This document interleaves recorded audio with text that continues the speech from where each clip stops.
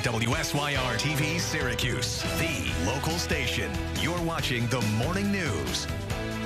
A very good morning to you. Welcome back. It is 7 o'clock here on the morning news on WSYR. Plus, good morning. You have Ryan, Rachel, and Kate. Thank you so much for joining us. It is back to school for one of the largest suburban districts and a few others as well. The largest, actually. Or, the largest 8,000 students in the North Syracuse School District. I'll have more on that in just a moment. If you're just waking up, you look out the window because we have a nice sunrise going on. You may have missed the most beauteous part, but still nice out. The most beauteous. So good. It was really stunning about 20 minutes ago. Oh, it still is. It's still nice. No, it's still really nice. I mean, this is the best part of our day. Is happening right now until about noontime. And then we're going to be rocking and rolling with some thunderstorms rolling on through here. We got a cold front that we're keeping an eye on. We're already seeing thunderstorms popping up outside of Toronto and outside of Erie, Pennsylvania this morning. So we're keeping an eye on that. You extrapolate that out, you figure that's roughly 5 to 6 hours away. And so that's putting our timing around noon, 1, 2, 3 o'clock this afternoon. We got 50s and 60s. It's warm, it's breezy, but it's dry now. Watching out for more storms for those after school hours. As the kids head back to school, local leaders not wasting any time getting back to work. The towns of Clay and Marcellus, even the county, laying down decisions regarding some high-profile places. This morning, we are stuck in meetings about McDonald's, Tim's Pumpkin Patch, and even Airbnbs. We'll have much more on the Tim's Pumpkin Patch saga in just a few minutes. But first, we're biting into breakfast as it appears Egg McMuffins are no longer on the menu in front of the Wegmans on West Taft Road in Clay. As News Channel 9's Allie Elkin shares, pushback from the community pushed that proposal off the table. The tension building. I have one quick question. It means it's denied. It's denied. That's what we want to hear. Deborah Arante lives just down the road from the proposed spot. She's been fighting back from the beginning, all leading up to this moment. It feels pretty good. This intersection right here at the corner of Cedar Post Road and West Taft Road is one of the intersections people are worried about. If we walk past where the new McDonald's would go, this intersection over here is the other one they're concerned about, straight off busy West Taft Road. With traffic at the center of it all, we decided to take a drive through both intersections during rush hour. While the West Taft Road intersection was busy, the Cedar Post Road intersection wasn't. But the town came to their own conclusion. If built as planned, the traffic conditions inside Wegmans Plaza and along the adjacent roadways would be significantly worsened, including potentially dangerous conditions within the plaza. Never knowing how bad it could have been. A sigh of relief for Arante. It's not just McDonald's because this is your community and everybody has a voice. Those voices had the final say. In Clay, Allie Elkins, News Channel 9. So as we told you off the top, with McDonald's off the menu, Tim's Pumpkin Patch is now the talk of the town in Marcellus. You've still got all fall to stop by the farm, but this morning the Pumpkin Patch is asking you to carve out some time in your calendar. If your social media feed is already full of fall trends, you probably scrolled past this lengthy post sometime this week. Shared over 3,000 times on Facebook, the owners of Tim's Pumpkin Patch putting out a call to the community to attend 2 separate public hearings, both of which are happening tonight. The Fall Haven in Marcellus is trying to bring back both brews and tunes.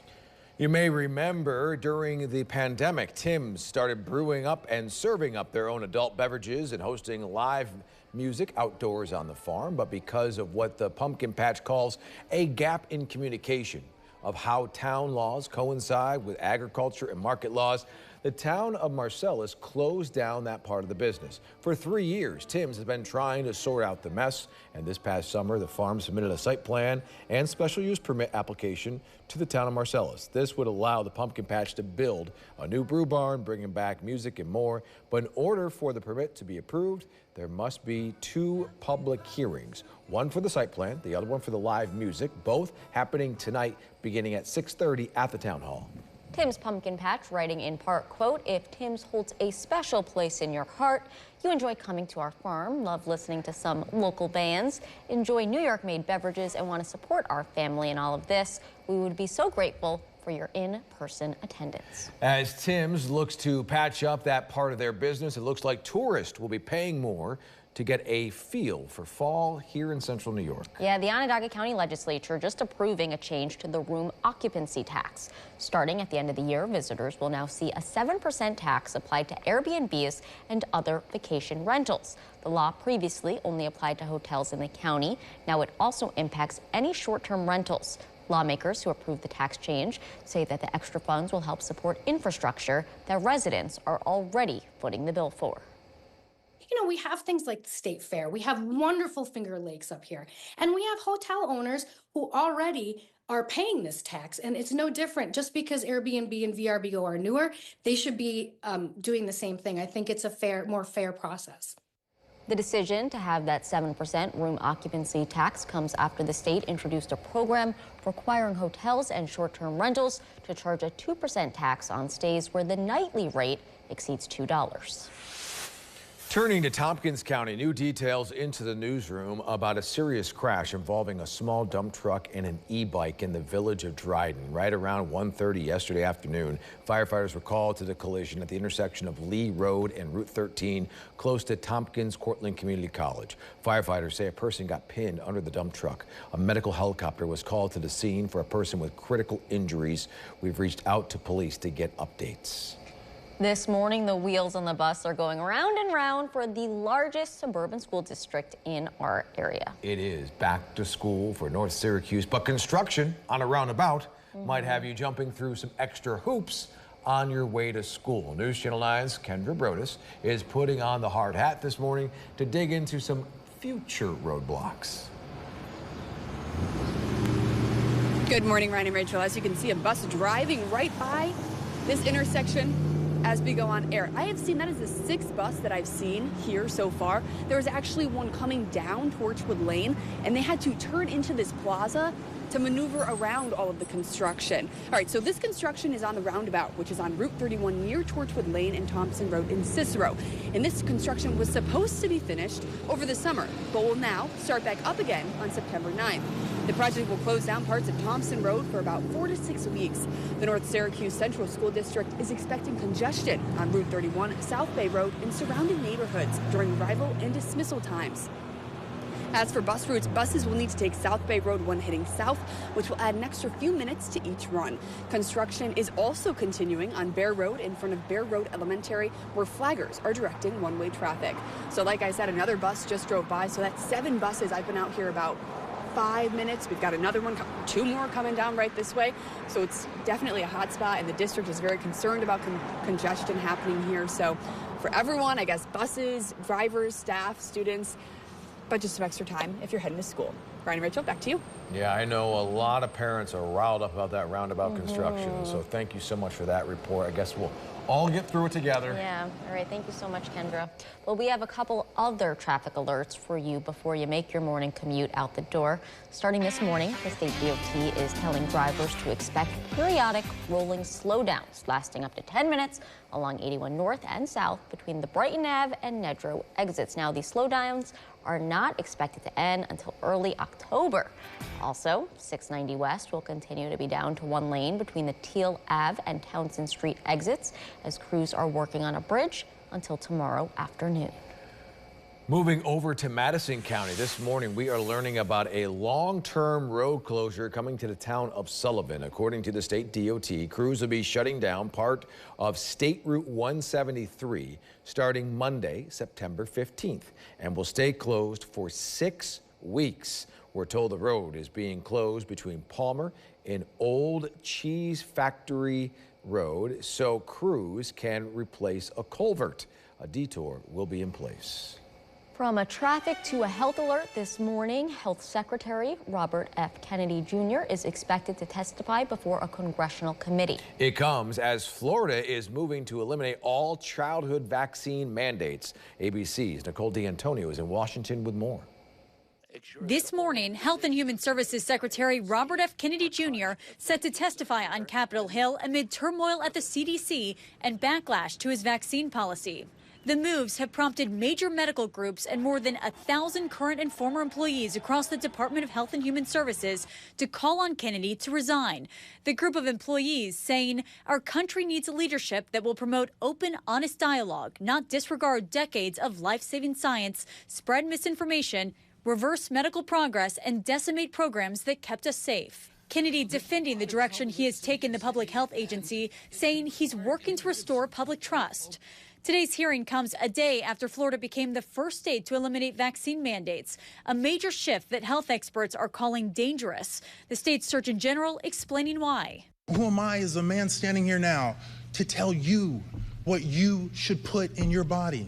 But many health experts are warning this could put other children in schools at risk. Dr. Richard Besser, former acting director of the CDC and former ABC chief medical correspondent, saying, as a pediatrician and as a parent, it's absolutely frightening. The idea that children could go to school and be unvaccinated. That puts them at risk and others around them who may have underlying medical conditions. As kids head back to school, strong reaction among parents. It should be the parents' choice whether they're vaccinated. Very concerning. I would be concerned with other children who aren't vaccinated. And maybe possibly making my child sick. It comes as multiple reports say HHS Secretary Kennedy has chosen 7 new members to join the agency's panel of vaccine experts. That's the panel that decides what vaccines insurance companies and Medicaid are required to cover. The New York Times reports at least 3 of the new members have been critical of vaccines or vaccine mandates. Some Democratic-led states are taking matters into their own hands. California, Oregon, and Washington are teaming up to form their own healthcare alliance to protect vaccines. Nicole D'Antonio, ABC News, Washington. Okay, thank you, Nicole. There's a reason we're both here this morning. There is. No one is waking up a billionaire this morning, including us, as that jackpot has yet to be hit for the Powerball. But that means keep daydreaming, because we have another chance to win the old $1 billion here. So here are last night's numbers, just in case you want to check your tickets. 3, 16, 29, 61, 69, 22 is the Powerball. Sometimes people win second place, third place prizes, so that's good. The next drawing will be on Saturday. 1.7, by the way, now it's grown to. So, holy moly. I know. It's a lot of money there. And they never heard from him again. If I hit that thing. Let me tell you. Okay, time now 7:12. Still ahead on WSYR Plus. Kate will have a full check on that forecast. That's right. Plus, clear eyes, full stomachs. Can't lose when it comes to this restaurant reopening. The Your Stories team is circling the calendar to dine at this spot off Carrier Circle. You're watching The Morning News with Ryan Dean, Rachel Polanski, and Storm Team meteorologist Kate Thornton with Central New York's most accurate forecast. News Channel 9, the local station.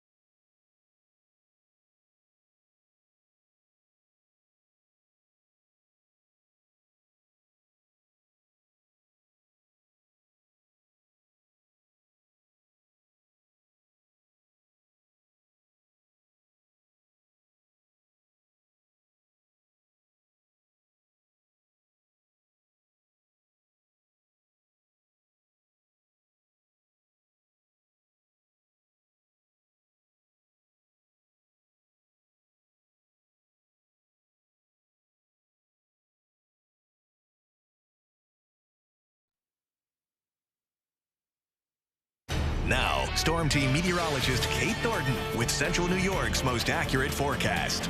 All right, good morning. Tower Cam has been showing off its sunrise gloriousness this morning. We've been really enjoying it while we can, because you give it another month or so, well, it's going to be a little tougher, because then our sunrises will start to be too late for us to capture during the morning news. So we're all good on our Tower Cam. It feels very comfortable outside. We're in the mid 60s right now. It is a bit breezy, but this is a mild morning compared to what we've had for the last few days. And we're keeping it dry through at least about noontime. But once we get past about 12 o'clock, we're fair game for a line of rain and storms to move through here. The greatest timing is roughly between about 1 and 3, 2 and 4, kind of give or take there. So right in the mid-afternoon is when you need to be the most vigilant for any of these thunderstorms. Temperatures up around 80 degrees today, and the culprit is this cold front right here. We've been tracking these storms moving into Toronto right now, and this extends all the way down into western Pennsylvania. So if you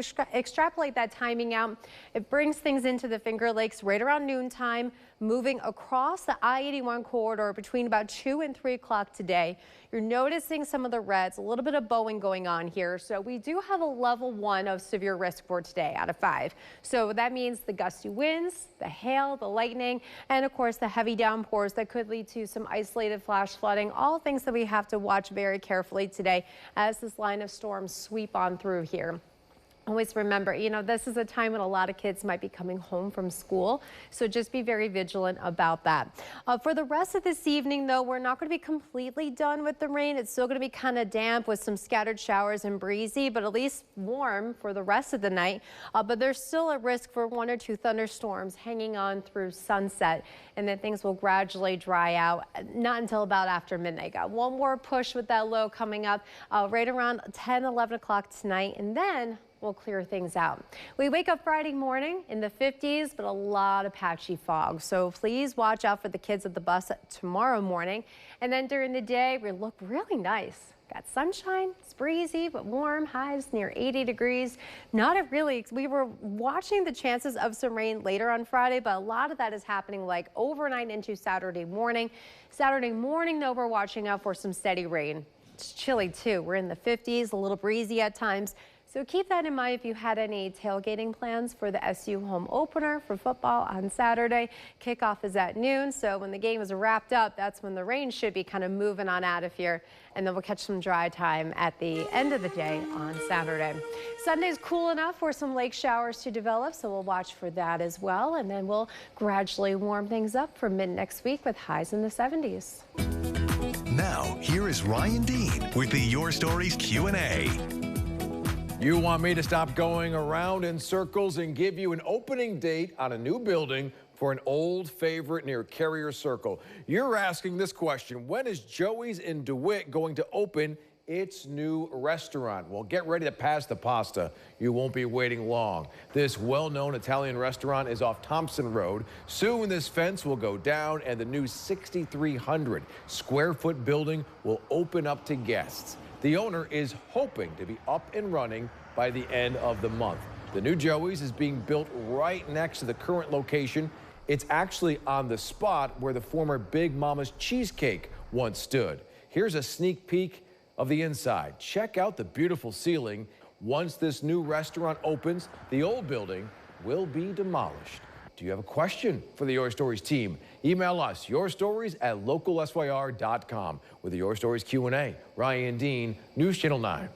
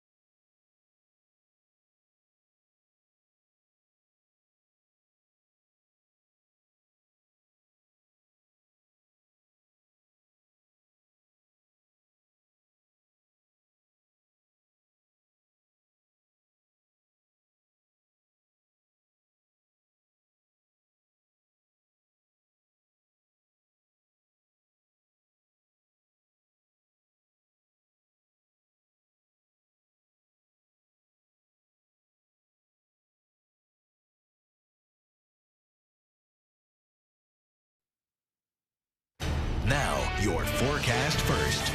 Certified as Central New York's most accurate. All right, a pretty nice start to our day. It is warm, it's breezy, we're dry for now. You get past 12 o'clock though, then we're dealing with rain and thunderstorms. We start your news on the go with a hard headline off the hardwood. This morning, we've learned a former SU women's basketball star's battle against cancer has taken a turn for the worse. On social media last night, Tiana Mangakahia sharing that her cancer has progressed, leading to, in her words, significant physical decline. Tiana played 3 seasons for the Orange while sitting out all of 2019-2020 to go through cancer treatments the first time around. That's a tough headline for sure. Sticking with sports, the new NFL season kicks off tonight. And if you're tuning in to see the Cowboys take on defending Super Bowl champs, the Eagles, you may notice a new system on the sidelines. The league adopting virtual measurement to be more accurate than for those first downs versus using the old classic sticks and chains. Thursday night football, by the way, kicks off at 8:20. I hear they're still keeping the chain gang around. Yeah, you said though. that. Yeah, it's just like, you know, it's one of those things where you just, I don't know, it's like, it's football. Yeah, you kind of have to. But they use that in tennis, if you remember. They use like the ball being out, the Sure. different, yeah, so that's good stuff. All right, on the other side of the break, Kayla will have a full check on that forecast. Plus, patching up plans to expand the farm. Hear how you can help Tim's Pumpkin Patch bring back brews and tunes to Marcellus.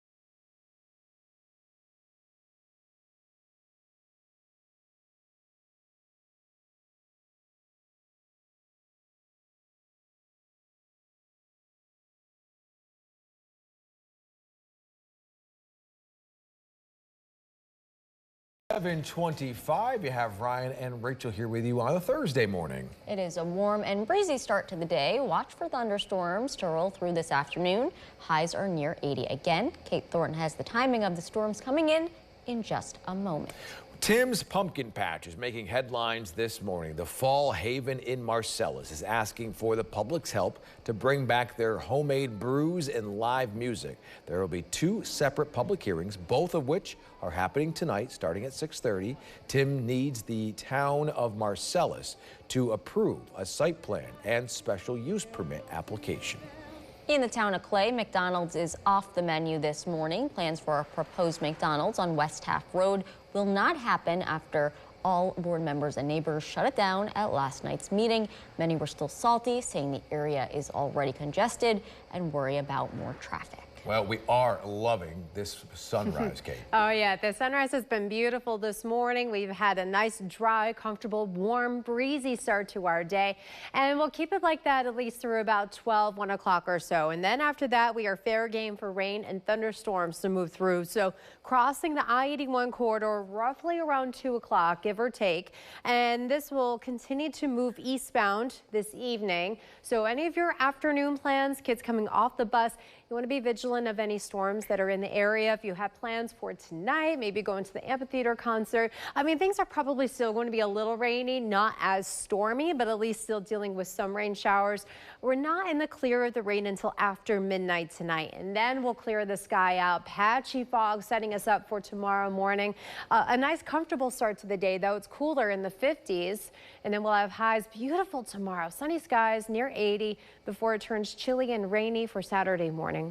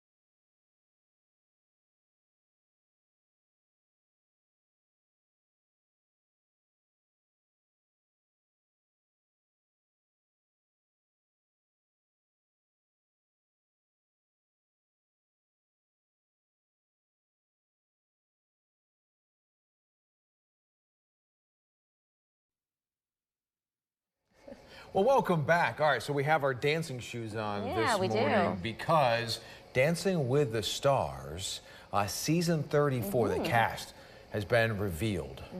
You can expect celebrities from the Olympic gym. There we go. One of your favorites, Topanga, is a contestant. Oh, is she?